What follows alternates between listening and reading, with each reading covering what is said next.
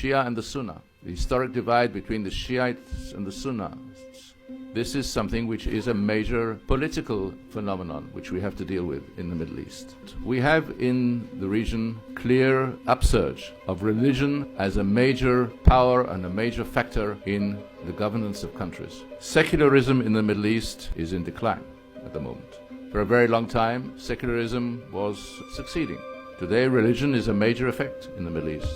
Islam is a major effect. And as a result of that, the divide, the historic divide between the Shiites and the Sunnis, the Shia and the Sunni, this is something which is a major political phenomenon which we have to deal with in the Middle East, which the Middle East has to deal with as it goes along. So religion is something which has to be contended with, which has to be dealt with.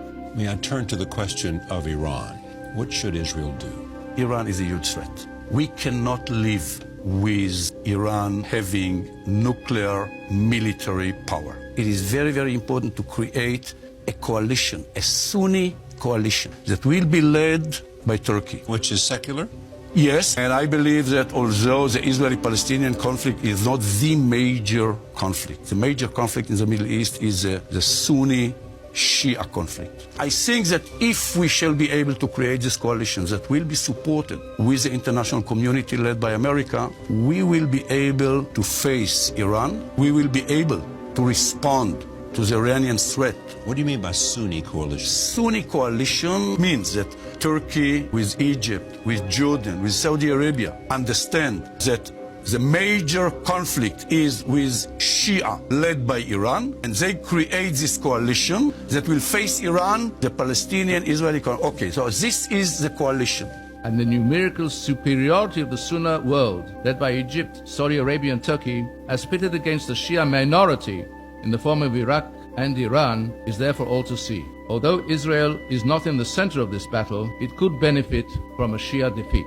Now there's open warfare between the Sunnites and the Shiites. We have to be patient, we have to know how to manage the conflicts, how to live with the conflicts, how to be able to turn certain elements of the conflicts into coalitions which would serve our interests, the interests of the Western world, Western democracy and so forth. There's a lot of work to be done. That when it comes to the Palestinian issue, Saudis have been absent almost all the way, and they have not supported the Palestinians with arms. They have not trained them in any form or fashion. They have not participated in warfare against Israel. The Saudis never really helped the Palestinian Arab population in Palestine. The Saudis never supported the Palestinian cause with money or arms. The fact is that Saudi Arabia is tremendously helpful in the Middle East. If we didn't have Saudi Arabia, we wouldn't have a big base. We wouldn't have any reason, probably. I mean, if you look at Israel, Israel would be in big trouble without Saudi Arabia. So what does that mean? Israel's going to leave? You want Israel to leave?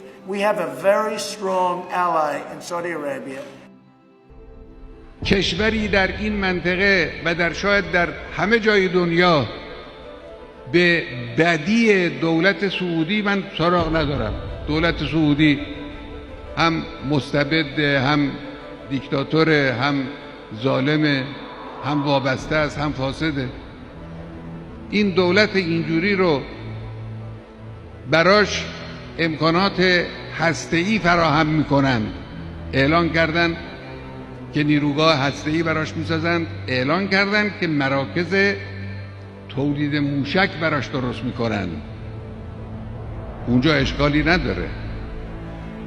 اونجا چون وابسته به اونهاست، چون متعلق به اونهاست، اونجا اشکال نداره که بسازن. ها رو البته دارن اعلان میکنن. اگر بسازنم بنده شخصا ناراحت نمیشم، چون میدانم که اینها انشالله در دوران نچندان دوری به دست مجاهدان اسلامی خواهد افتاد.